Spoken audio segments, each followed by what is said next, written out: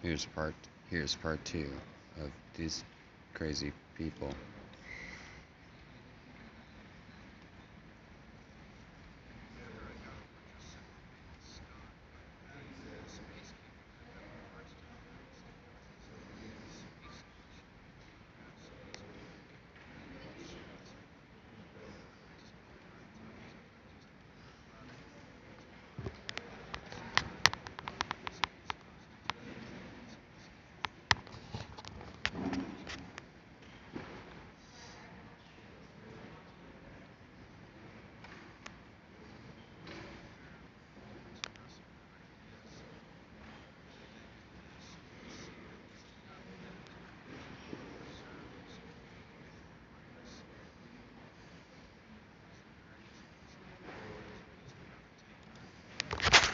Now it's important to note that they renamed Oumuamua to UI-17 to give everybody the idea that we're in some sort of fucking simulation or something. But originally, when the asteroid came by, it was going to completely, cavitate everything. From what people could see, that is iron ore, obviously, so that goes hand in hand with the other shit that happened, right?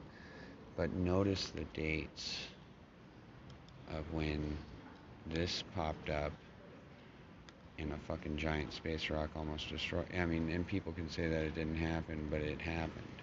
And so why do they got to change the name of it, right? Why do they have to make it sound like it's a UI 2017?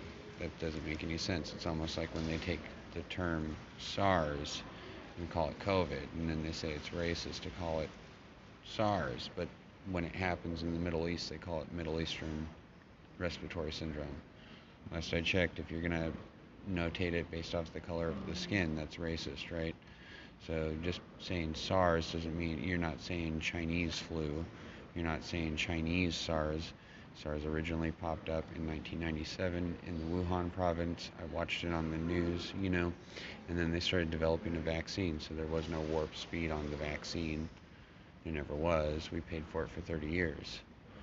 And so then you got sold that the vaccine's free, but you actually paid for it for the last 30 years. And then you get charged for that vaccine, right? $50 billion a quarter, plus interest, plus daily compounding interest. The interest on the vaccines alone, we will never be able to pay off.